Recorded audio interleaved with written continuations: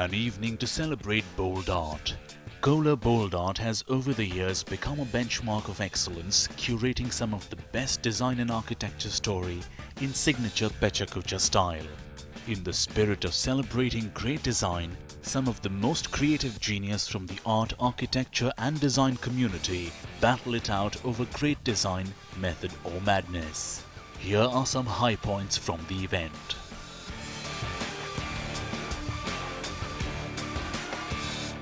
The Kohler Kitchen and Bath brand combines futuristic thinking, rigorous craftsmanship, and sustainability. Undoubtedly, design is embedded in its DNA. Tonight, we celebrate design and host a dialogue between you and our 6 skill masters. Designing involves creating order out of chaos. To say it is one or the other, I think, is limiting the complexity of the process. I look at designers, therefore, as problem solvers.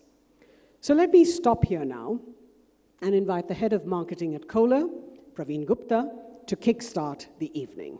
The only brief we've given to him is that he does it in Pecha Kucha style. We started on this journey 6 years back, and I'm happy to see some of the speakers sitting in the audience. So thank you all for patronizing us for so many years and making it a marquee event. This is the first slide. Somebody put it because I just wanted to impress. This is a quote from Shakespeare, Hamlet. I've never read it. The only closest thing that I've gone to is a Hindi movie called Heather. That's where I know my Hamlet. And why I say that? Because I'm a big fan of Mahabharata. I was born in Kurukshetra, and that story has inspired so many movies. So Hum Aapke Hain Kaun and even the Gangs of Wasipur is all inspired from Mahabharata. That was the madness of Mahabharata that we interpret today. I was born in Kurukshetra, but in school days we were only talk about this Michelangelo, the Renaissance movement. And he painted this supposedly first picture of God. And I was wondering, oh, he's such a sexist, even God is a man, and you blame us Haryanvis for being patriarchal. So the next point in my life, I started loving mathematics. And this was my favorite guy, Ramanujan. You know why? He was such a crazy person that he claimed that goddess came in his dreams and whispered all the formulas to him. Which kid will not love such a scientist? You call it method or madness, I don't know. And I discovered this brilliant filmmaker called Kurosawa, who was mad, but his method was that he could write every sentence of every book he read. He just made a note of it, which he used in all his films. Similarly, thanks to my wife, I discovered Murakami. She was not my wife then. I discovered Murakami, who says that all the words have been written. It's just that you have to give meaning to your new words. So all architects are doing is just using the same design language and translating it to new things. We begin with Jonathan Ashmore, who's based in Dubai and has worked for a couple of internationally acclaimed architectural practices in Europe and the Middle East before setting up his award-winning RIBA chartered practice, an architect. This is the project, a site in Sri Lanka on the southern coast, elevated 20 meters above the Indian Ocean with 365-degree views. A private investor client came to us wanting to create a villa that also had a dramatic experience but also return on investment. Our method was about trying to approach this with understanding the true fundamentals and the topography and orientation and sun path of the prevailing winds and exploiting this through a really rigorous design process using detailed models and 3D models that we then use in order to kind of translate with the local contractor based in Sri Lanka. This is another mad brief. We were approached by, this is actually a desert location at the foot of a mountain range with two old structures from the 1960s, one previously a grocery store and the other a 1960s clinic, both redundant in the UAE desert. Our approach with this was to challenge and preserve what was old, but also to engage with it hands-on, physically, to reveal the character and contrast, to repurpose the building to new contemporary interventions. Working with the structures that were not properly recorded, we revealed parts of the project going out there in 50-degree heat. It was quite intense. With this project, it's located in the affluent high-end residential in Dubai. Even with this, we had challenges to create what is essentially the new luxury within the capital of luxury for our clients.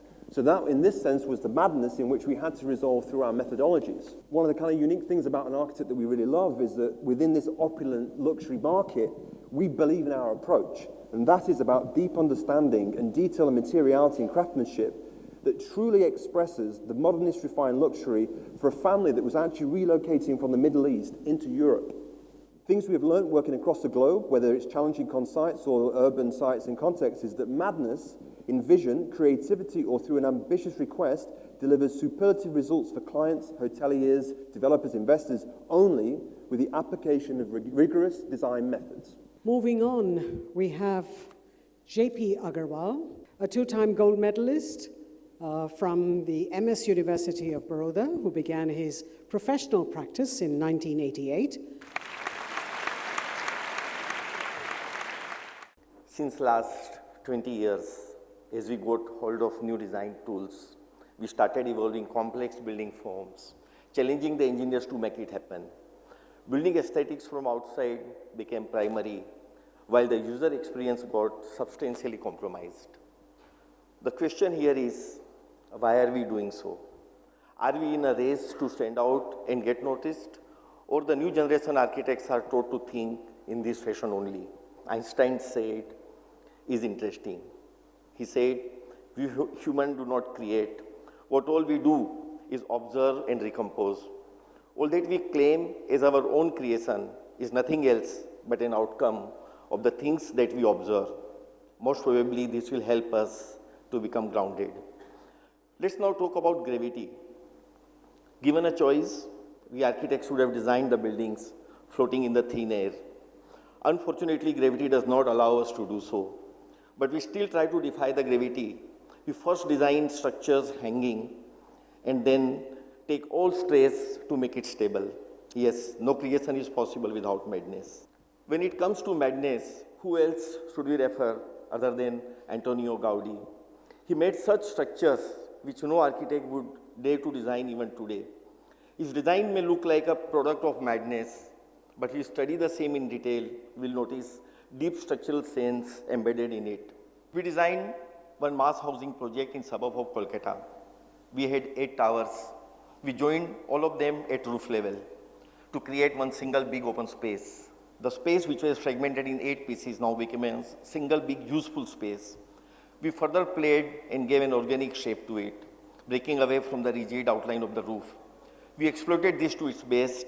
We planned many amenities over here. With this, residents got altogether different world of their own, and we could contribute in their having some more happiness. We are an outcome of a random process. It all happened just by chance. Since we are the one gifted with a talent, we have to be more responsible, more judicious in whatever we do. Thank you very much.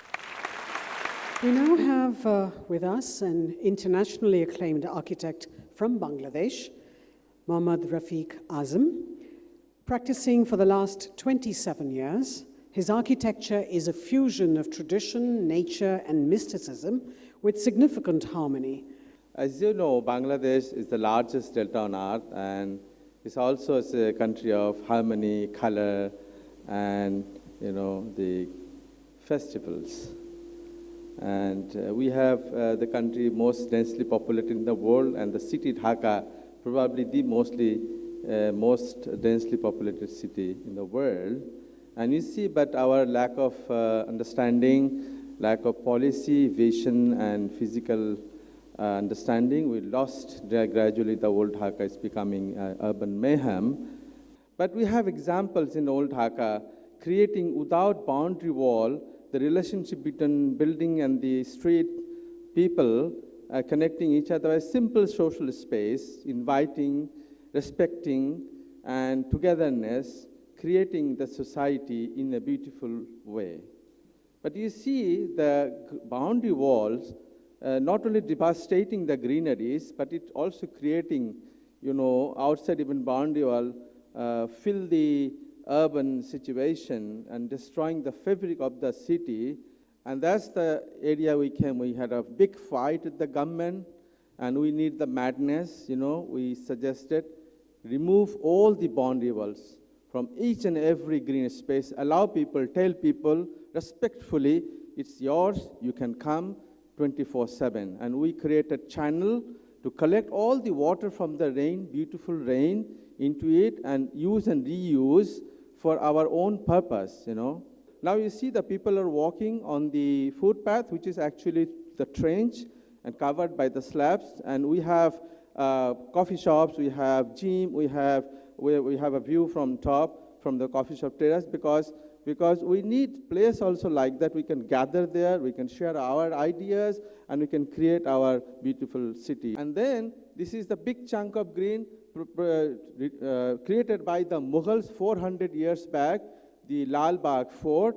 And after so many years, hundreds of years, so many years, the few small architects, we, like us, created a tiny green space over there. But I think this is a hope that's just started. And this is the same green. In the night, it is no more a nightmare. Rather, it is a hope for the future and for celebration.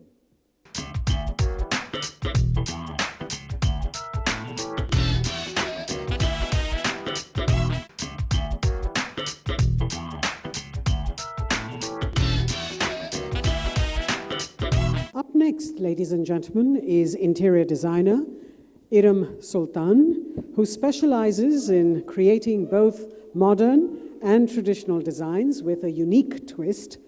Design to her is all about storytelling, curated with love and told with passion. Madness and passion are interchangeable. Madness is an abundance of existence. I posit, normal people don't create art. For Van Gogh, his passion seen in the ridges of thick impasto led him to create a new form of art by itself, expressionism. Was it a similar madness that led Michelangelo to paint the Sistine Chapel all alone? He hired a team and then he fired them, and bent over like a taut Syrian bow, he painted from 1508 to 1512. In my wide-eyed youth, I wanted to design a restaurant that broke the prevalent norms of brown and beige boxes. Bright colors, specially painted trompe-l'oeil murals on the wall, and everything bespoke. I thought I had it all. So where was the zero? The story goes thus. A day before the opening of the restaurant, nervous excitement at pitch peak, just like today, when a gentleman strolled into the space, took a long look and asked me, "Madam, when is the new furniture coming?" My passionate experiments with patinaed furniture looked like decrepit junk to him. I was zero. But numbers don't matter. So madness and passion is always reflected in design. Madness is the spark that lights the flame, and design is the fire that burns bright. But what is the third vital ingredient that makes it all work? Let's see if you guys can guess. From the master of chiaroscuro Caravaggio to the present-day take on light and shadow by Arturo Alvarez, what has changed? Has anything changed? The madness is a constant, as is the process of creativity. So what is it that we are doing that's making it all a little new, a little fresh, a little more exciting? This is an example of emotional design. The client that we were working with owns a large cycle company. The desire was to make his home intimate and personal and to reflect an important part of his life. Thus arose the cycle, which is also a bathroom vanity. Thank you. We now feature Dikshu Kukreja, who helms CP Kukreja Architects as its managing principal. The firm CPKA is one of the most revered architectural firms in the country and ranked among the top 100 architecture firms in the world and the top 5 in Asia. Great design. What comes to our mind when we hear the words great design? What kind of emotions do we get on the word great design? For me, it's a sense of awe. And for that, let us figure out what brings this sense of awe. Sometimes excessive human madness leads to destruction of design, and another human mind, as you can see here, the Bamiyan statues which were destroyed by the Taliban, an act of madness, and then an act of creation where a Chinese couple has tried to bring back that memory by recreating them technologically. While a bird is God's gift to beauty, but when this bird comes together in a flock, an apparent madness of nature, it creates a sense of awe. Nature is replete with examples of great designs, which, with an apparent madness, actually have an underlying method. And it is this thriving combination that brings the beauty. Today, a mundane daily activity of cooking has been elevated to an act of great design. While it possesses a method, it has as its share of madness the use of liquid nitrogen, which we know is extremely harmful, is being used for drama with design. An act of madness that divided Germany and led to a division of two societies, charting their own distinct designs. The Berlin Wall, with its graffiti, was also upheld as a landmark in both in its scale and sense-inspired awe. And for any new invention in technology, the house is always divided, whether it is an outcome of method or madness. The truth, I maintain, is their combination. And talking about madness there, a woman who designed herself to be the most beautiful was actually driven by a rack of madness. I would also tend to agree with one that William Shakespeare has said here, and he says that though this be madness, yet there is method in it. Thank you very much. Our final speaker, ladies and gentlemen, is Amit Gulati, an award-winning designer, entrepreneur, and educator with a multifaceted corpus of work encompassing new product development, healthcare, branding, built environments, and spatial experiences. What drives you? Whenever I'm asked to describe the design process, it's always a conversation about unfolding a problem, looking at the micro and the macro, and this is what we get. Articulate and chaotic stuff, yet pulsating with life. Building blocks then become a starting point for a childlike journey of enthusiasm, exploration, and at times, creative destruction. Playing with these simple units also uncover constraints that guide the process and provide some essential friction. So design is all about being perceptive, human-centered, and building empathy. Understanding how people think, respond, and then create solutions that enhance the quality of life and add value to every little moment. You know what I'm talking about, the user trip. And it's always something that a creative team immerses fully into while starting a project. Ideas that seem outlandish today could actually be reality tomorrow. Even brainstorming ideas requires a framework and some rules. One needs to visualize without preconceived notions and ask stupid questions. This is the point at which one needs to revisit the initial goal and funnel down to the ideas that have the maximum potential. So a simple bathtub, and I know the Kohler guys are getting excited here, can get to be the essence of even the most high-tech computer. And very often it recapitulates what's happened in the past. Coming from method and back to madness, what design also needs is that ability to take a leap into the unknown, deal with ambiguity, And this undying optimism, being a bit of a thrill seeker and having almost foolish courage is what keeps one going. So every failure becomes a stepping stone to success. The ability to bounce back when things don't go as per plan, this is what gives us the wings to constantly push the boundaries. Thank you.